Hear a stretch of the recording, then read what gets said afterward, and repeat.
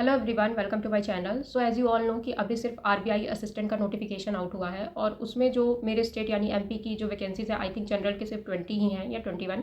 तो अभी तक तो मैंने फॉर्म फिलअप नहीं किया है क्योंकि इसमें ऐसा ना कि कट ऑफ बहुत ज़्यादा हाई जाता है एंड सिर्फ प्रीलिम्स का नहीं मेंस का भी जाता है और हर सब्जेक्ट में आपको इक्वली बेस्ट होना पड़ेगा। ऐसा नहीं है कि आप कोई भी एक सब्जेक्ट स्किप कर सकते हो। इनफैक्ट अगर मैं बात करूँ करंट अफेयर्स की तो उसमें भी आपको अच्छा करना पड़ेगा। जैसे अगर मैं लास्ट ईयर की बात करूँ तो मेंस का यूजुअली जो कट ऑफ था सेक्शनल था वो 14 फिक्स था अगर मैं गलत नहीं हूँ तो। लेकिन फिर जब last time I think current affair बहुत ज़्यादा टफ आया था तो उन्होंने शायद उसका सेक्शनल कम कर दिया था, बट स्टिल जो ओवरऑल कट ऑफ था वो भी बहुत ज़्यादा हाई था। अगर मैं प्रीलिम्स की बात करूँ तो प्रीलिम्स में भी जो कट ऑफ है वो 90 प्लस ही जाता है। अगर आप जनरल कैटेगरी से हो तो स्पेशली वहाँ पे तो 90 प्लस ही जाएगा।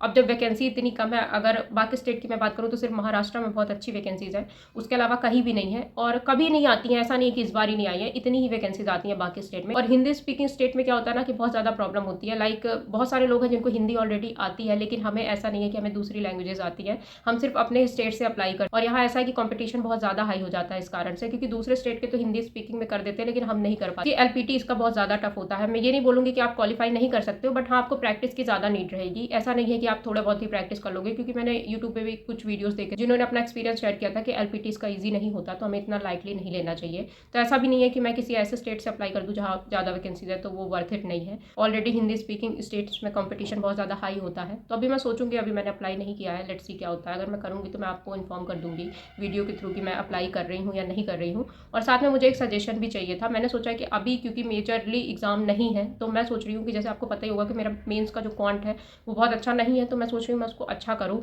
यूट्यूब से तो मैंने पढ़ के देख लिया, मुझे ऐसा लग रहा है कि उसके लिए मुझे कोई पर्टिकुलर कोर्स बाय कर लेना चाहिए, स्पेशली क्वांट के लिए, मेंस क्वांट के लिए। अगर मैं बात करूँ प्रीलिम्स का क्वांट तो फिर भी हो जाता है, बट मेंस में मुझे प्रॉब्लम जाती है, स्पेशली पीओ मेंस में। क्लर्क मेंस में तो फिर भी ठीक है, बट पीओ मेंस के लिए मुझे ऐसा लगता है कि मुझे कोई कोर्स लेना चाहिए, क्योंकि अभी काफ़ी टाइम है तो मैं उसकी प्रैक्टिस भी कर सकती हूँ। तो अगर आप प्लीज़ कोई कोर्स सजेस्ट कर सकते हो, बहुत ज़्यादा हाई लेवल नहीं हो कि बिल्कुल मेरे दिमाग के ऊपर से चला जाए, कोई ऐसा होना चाहिए मेंस लेवल का स्पेशली कि मुझे समझ में आए और वो वर्थ इट हो, तो मैं उसको बाय करने का सोच रही हूँ। तो प्लीज़ आप शेयर करना कि आपको कौन सा कोर्स लगता है कि मुझे बाय करना चाहिए, स्पेशली मैथ के लिए। बाकी मुझे किसी भी सब्जेक्ट के लिए नीड नहीं रहती है कोर्स की, क्योंकि रीजनिंग ऐसा है ऑलमोस्ट सबको ही आती है। जितनी आप प्रैक्टिस करोगे उतना अच्छा आप रीजनिंग में हो जाओगे। Same course with English. English में भी ऐसा है कि मुझे इंग्लिश में भी प्रॉब्लम नहीं होती है। जीए तो ऐसा है कि ठीक है जब पढ़ेंगे तो अगर पेपर में आना होगा तो आ जाएगा, नहीं आना होगा तो उसमें हम कुछ कर नहीं सकते।